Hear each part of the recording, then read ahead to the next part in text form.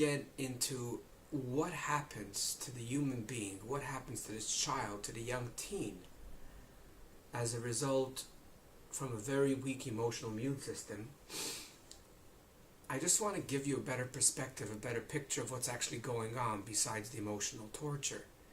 There are two additional issues that survivors go through. One is that they are not understood. How can they be understood if all of this happens internally? If someone is weak and someone stays in bed and someone says, I don't want to go to work or I don't want to go to school, the average human being jumps into the first judgment and says, wow, so you're lazy, like what's going on? No, this person could be developing cancer. So because you can't see what's going on the inside, we usually judge the individual, which is extremely confusing. I mean, I'll use a little bit of an extreme analogy.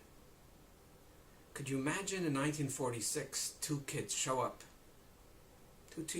up to school, and one looks healthy, one looks like he looks after himself, he ate, and the other one looks like a skeleton walking into the classroom, and the teacher really believes that it's important for you to take care of yourself.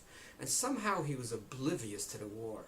Somehow he was oblivious that 60 million humans have perished in the worst war ever.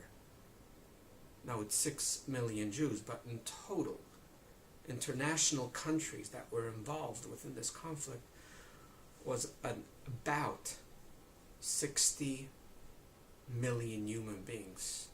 That's about 3% of the world population. And this teacher's oblivious to what happened. Never had communication, didn't have a radio, didn't have a TV, and these two kids walk into the class. And the teacher starts giving a speech and embarrassing this child that looks like a skeleton and says, what's the matter with you? Don't you realize life is important? Don't you realize that you need to eat? Don't you realize you gotta take care of yourself? I mean, look at yourself.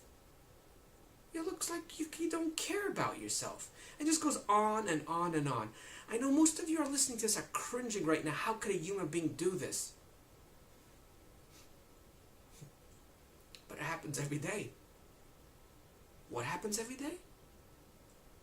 That these children or these young teens that were molested and their gut and their soul is ripped out of them and they're left just with a shell till they go through therapy, they're being lectured.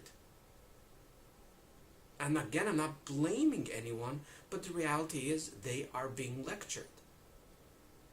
Just like that teacher lectured a teenager for not eating enough and not taking care of himself and oblivious that we have just finished a few weeks ago a war. A global tragedy of close or over 60 million people have perished.